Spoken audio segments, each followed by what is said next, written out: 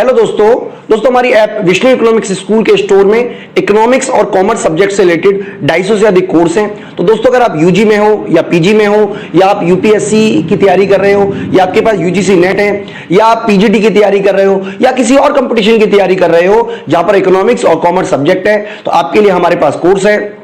तो दोस्तों हमारी ऐप जरूर डाउनलोड कर लीजिएगा, विष्णु इकोनॉमिक्स स्कूल।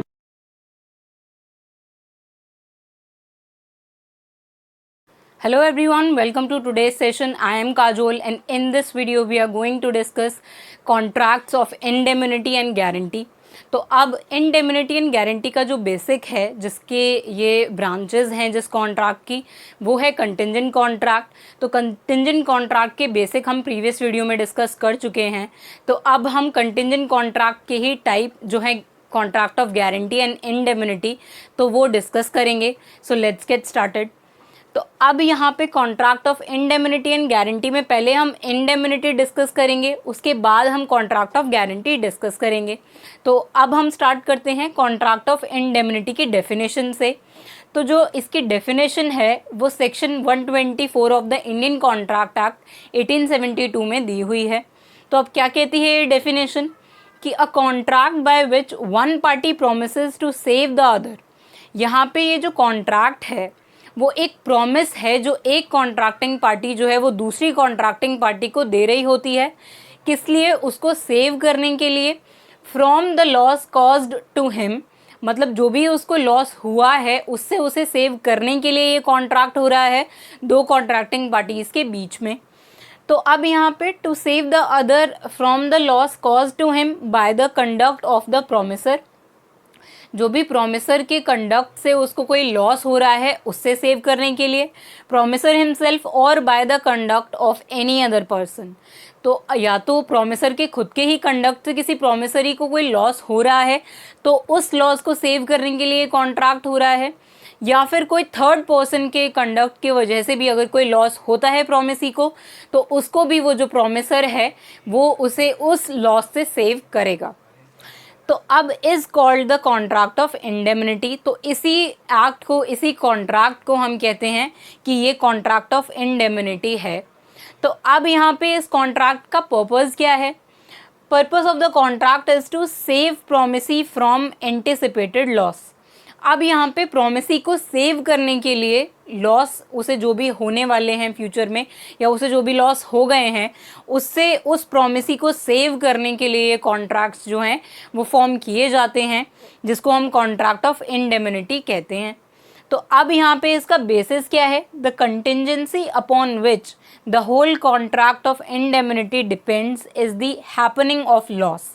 मतलब ये जो कंटिंजेंसी है कि एक प्रोमिसी को फ्यूचर में लॉसेस होंगे या नहीं, तो इसी इवेंट पर, इसी हैपनिंग ऑफ लॉस पर, कि अगर प्रोमिसी को फ्यूचर में कोई लॉस होता है तभी वो कंटिंजेंट कॉन्ट्रैक्ट जो कि कॉन्ट्रैक्ट ऑफ इंडेमनिटी है वो तभी फॉर्म होगा, तभी परफॉर्म होगा। तो इस केस में यहाँ पर अगर किसी भी प्रोमिसी को फ्यूचर में कोई लॉस होते हैं तो ये कॉन्ट्रैक्ट जो हैं वो परफॉर्म होंगे, क्योंकि यहाँ पर इनका बेसिस है कि हैपनिंग ऑफ लॉस होना चाहिए प्रोमिसी के पार्ट पर। वहाँ पे प्रोमिसी जो है वो कोई लॉस सफ़र करता होना चाहिए, तभी हम यहाँ पे कंटिंजेंट कॉन्ट्रैक्ट जो कि है कॉन्ट्रैक्ट ऑफ इंडेमनिटी को परफॉर्म कर पाएंगे। तो यही इस कॉन्ट्रैक्ट का पर्पस है और यही इसका बेसिस है जिस पे ये कॉन्ट्रैक्ट्स जो हैं, कॉन्ट्रैक्ट ऑफ इंडेमनिटी जो हैं वो बेस्ड हैं। तो अब यहाँ पे पार्टीज़ कौन कौन सी होती हैं कॉन्ट्रैक्ट ऑफ इंडेमनिटी में? यहाँ पे दो ही पार्टीज़ इन्वॉल्व होती हैं। जो एक पार्टी है उसको हम कहते हैं इंडेमनीफायर और इसको हम प्रोमिसर भी कहते हैं, और इसको हम कहते हैं who makes the loss good. मतलब कि ये वो पर्सन है जो कि दूसरी कॉन्ट्रैक्टिंग पार्टी के लॉसेस को जो है वो बियर कर रहा है, मतलब उस पार्टी के बिहाफ पर वो जो भी लॉसेस उसे हुए हैं उन लॉसेस को ये बियर करेगा। तो इसीलिए इसको हम कहते हैं ये इंडेमनीफायर है, जो कि कोई भी जो लॉस हुआ है उसको बियर करेगा दूसरी कॉन्ट्रैक्टिंग पार्टी के बिहाफ पर। तो इसीलिए इस पार्टी को हम इंडेमनीफायर भी बोलते हैं और प्रोमिसर भी बोलते हैं। तो अब दूसरी कॉन्ट्रैक्टिंग पार्टी यहाँ पर होती है इंडेमनीफाइड, या फिर इसको हम प्रोमिसी भी कहते हैं और इसको इंडेमनिटी होल्डर भी बोलते हैं। तो अब ये वो पर्सन है जिसके लॉसेस जो है वो कोई भी इंडेमनीफायर जो है वो बियर करेगा। तो अब इस पर्सन को अगर फ्यूचर में किसी भी कॉन्ट्रैक्ट में एंटर होने से कोई लॉस होता है तो उस लॉस को कौन बियर करेगा? ये इंडेमनीफायर उस लॉस को बियर करेगा who makes the loss good, और इसके जो लॉस हुआ है उसको whose loss is to be made good. अब इसके लॉसेस को ये बियर करेगा, इसीलिए इसके पार्ट पर यहाँ पर कोई भी ऑब्लिगेशन जो है वो परफॉर्म नहीं होगी। यहाँ पे ऑब्लिगेशन सिर्फ यहाँ पे इंडेमनीफायर को परफॉर्म करना होता है। तो यही हमारा कंसेप्ट है पूरा कॉन्ट्रैक्ट ऑफ इंडेमनिटी के केस में। तो अब यहाँ पे हमने देखा था कि यहाँ पर अ contract by which one party promises, तो हमने यहाँ पर देखा कि अब यहाँ पे इंडेमनीफायर जो है वो ऐसा प्रॉमिस करता है इंडेमनीफाइड को कि अगर उसको फ्यूचर में कोई लॉसेस होते हैं to save the other from losses, तो वो उन लॉसेस से इंडेमनीफाइड को सेव करेगा। तो यही बेसिस है और यही पर्पस है कॉन्ट्रैक्ट ऑफ इंडेमनिटी को फॉर्म करने का। तो अब इस कॉन्ट्रैक्ट ऑफ इंडेमनिटी के हम सारे कंसेप्ट जो हैं वो अब आगे सीखेंगे। तो अब यहाँ पे एक एग्जाम्पल है कि मान लेते हैं अब इसी कंसेप्ट को समझने के लिए कि यहाँ पर बी एंड सी एक कॉन्ट्रैक्ट में एंटर होते हैं और यहाँ पे कुछ 50 लाख रुपीज़ की रीपेमेंट के लिए कोई कॉन्ट्रैक्ट हो रहा है। तो अब यहाँ पे ये जो है वो एक थर्ड पार्टी है जिस अदर पर्सन की बात हमने यहाँ पर करी कि या तो वो प्रोमिसर भी हो सकता है, प्रोमिसर हिमसेल्फ, और bye the conduct of any other person, तो वो अदर पर्सन भी हो सकता है। तो यहाँ पे हम उस अदर पर्सन को कह रहे हैं कि वो सी है। तो अब वो लॉस चाहे वो बी को सी की वजह से हो रहा हो, लेट्स से इस केस में 50 लाख रुपीज़ को लेकर कोई कॉन्ट्रैक्ट हो रहा था और यहाँ पर बी को वो जो लॉसेस हैं वो बियर करने पड़ रहे हैं। यहाँ पर कोर्ट में ऐसा प्रूव हो जाता है कि यहाँ पर बी की जो है वो लायबिलिटी है, जो कि प्रूव हो जाती है कि वो एब्सोल्यूट है और सर्टेन है कि यहाँ पर बी को अब वो लॉसेस जो उसे हुए हैं सी के साथ कॉन्ट्रैक्ट में एंटर होने की वजह से, तो अब वो उसको बियर करने पड़ेंगे। लेकिन अब यहाँ पर क्या था कि बी एक कॉन्ट्रैक्ट ऑफ इंडेमनिटी में एंटर हो रखा था पहले से ही।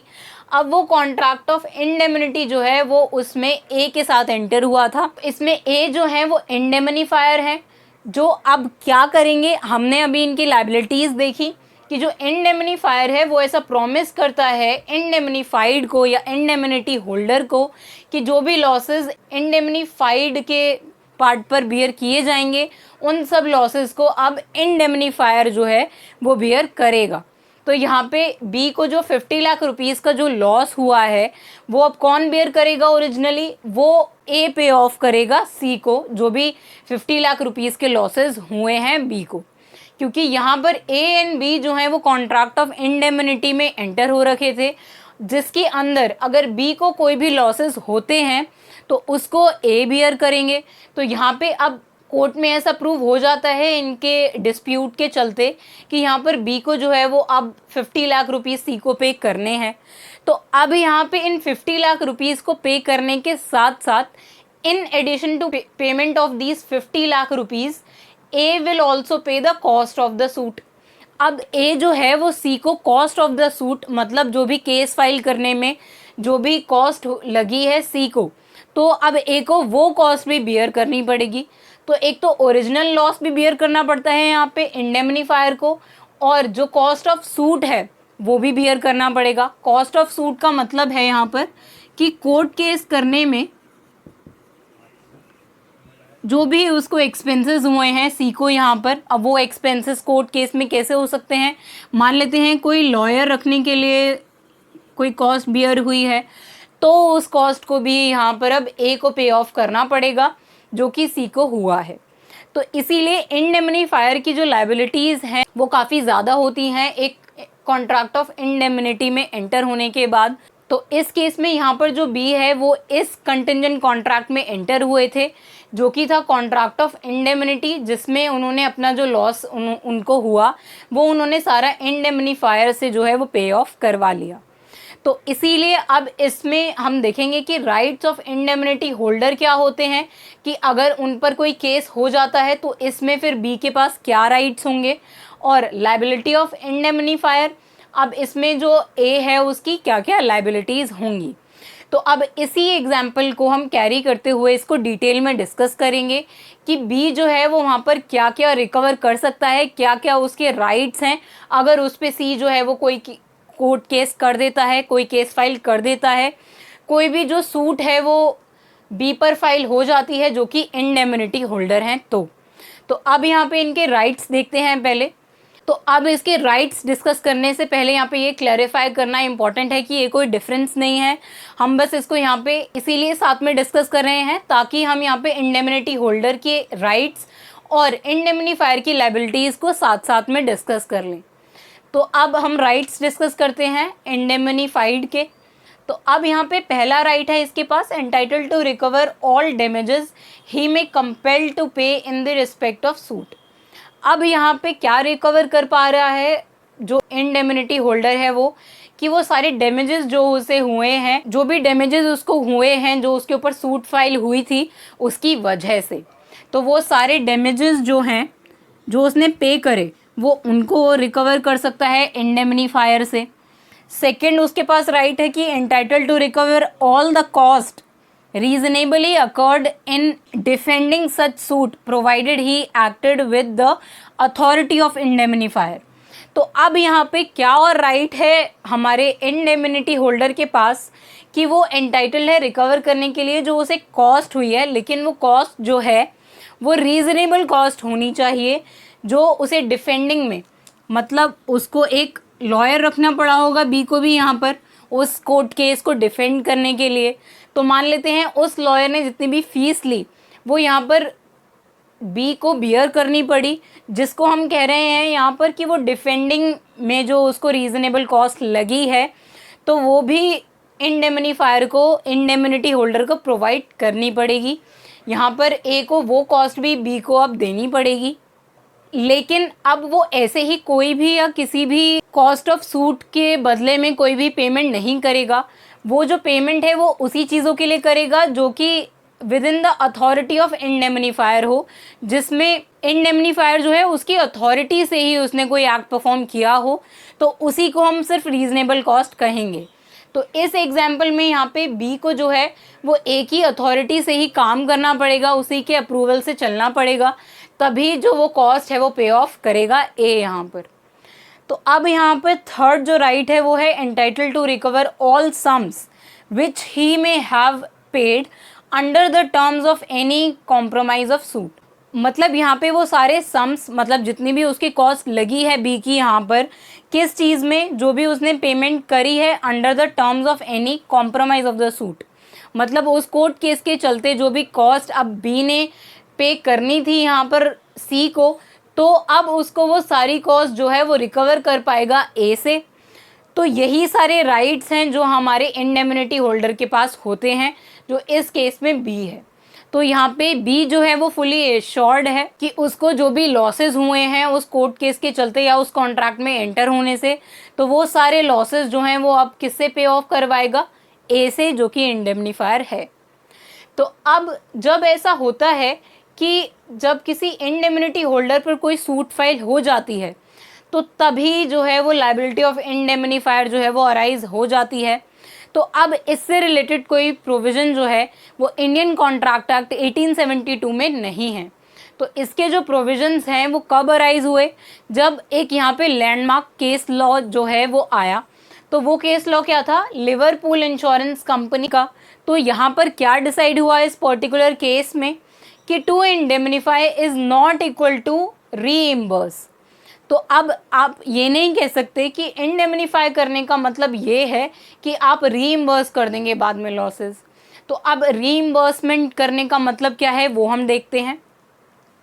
मान लेते हैं हमने इस केस में देखा बी ने जो है वो अभी प्रूव हो जाता है कि यहाँ पर बी को जो है वो सी को 50 लाख रुपीज़ जो है वो पे ऑफ करने पड़ेंगे, ये कोर्ट में डिसाइड हो जाता है। और अब यहाँ पे क्या होता है, बी जो है वो 50 लाख रुपीज़ जो है वो सी को ट्रांसफ़र कर देते हैं।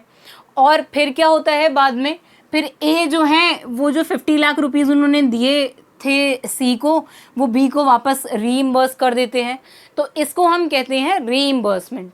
तो यहाँ पर ए ने जो है वो रीइम्बर्स कर दिए 50 लाख रुपीज़ जो पहले बी ने सी को ट्रांसफ़र करे। तो हम इंडेमनीफाई का मतलब ये नहीं समझ सकते कि वो लॉसेस जो हैं वो उनको रीइम्बर्स करे, बल्कि अब इसका मतलब क्या हुआ कि but to save from loss in respect of liability against which indemnity has been given. तो इस केस में क्या कंडीशन होगी कि यहाँ पर अब इंडेमनीफायर जो हमने देखा जो ए हैं और इंडेमनिटी होल्डर जो बी हैं, और यहाँ पे सी को वो पर्टिकुलर सम जो है वो पे हुआ था। तो अब यहाँ पे हम ऐसा नहीं बोल सकते कि बी पहले यहाँ पे सी को पे कर देगा, उसके बाद वो जो ₹50 लाख हैं वो बाद में रीइम्बर्स कर देगा ए बी को। तो ऐसा नहीं होगा, यहाँ पे ए को ही वो पहले ही बार में 50 लाख रुपीज़ जो हैं वो सी को पे करने पड़ेंगे। यहाँ पर पहले ऐसा नहीं बोला जाएगा कि बी जो है वो पहले 50 लाख रुपीज़ जो है वो सी को दे दे, फिर बाद में ए उनको रीइम्बर्स कर देगा बी को। तो ऐसा नहीं होता, रीइम्बर्समेंट से रिप्लेस नहीं कर सकते हम इंडेमनीफायर को। तो इंडेमनीफायर की रिस्पॉन्सिबिलिटी है और उसकी लायबिलिटी है कि वो अगर ऐसा होता है कि बी का जो लायबिलिटी है वो प्रूव हो जाती है, बिकम्स एब्सोल्यूट एंड सर्टेन, वो कोर्ट में ऐसा प्रूव हो जाता है कि बी यहाँ पर गिल्टी है, तो उसके बाद यहाँ पे इंडेमनीफायर को ही रीइम्बर्स करना पड़ेगा जो भी लायबिलिटी बी की बनती थी। तो ऐसा नहीं होगा कि पहले बी पे करेगा फिर ए उसको रीइम्बर्स करेगा, ऐसा नहीं होगा। डायरेक्टली इंडेमनीफायर को ही अग्रीड पार्टी को जो है वो पे करना पड़ेगा। तो यही पूरा कंसेप्ट है कॉन्ट्रैक्ट ऑफ इंडेमनिटी का, जिसमें हमने देखा कि इंडेमनीफायर और इंडेमनीफाइड दो पार्टीज होती हैं जिनके बीच में कॉन्ट्रैक्ट ऑफ इंडेमनिटी जो है वो फॉर्म होता है, और इसमें जो इंडेमनिटी होल्डर है उसको काफ़ी राइट्स मिलते हैं, और यहाँ पे इंडेमनीफायर की लायबिलिटीज़ होती हैं कि वो सारे लॉसेस को जो है वो इंडेमनिटी होल्डर के बिहाफ पर पे ऑफ करे। तो आई होप आप कॉन्ट्रैक्ट ऑफ इंडेमनिटी के सारे कंसेप्ट जो हैं वो समझ गए होंगे। तो अब इसके नेक्स्ट वीडियो में हम कॉन्ट्रैक्ट्स ऑफ गारंटी जो है वो डिस्कस करेंगे। So see you in the next video. Thank you.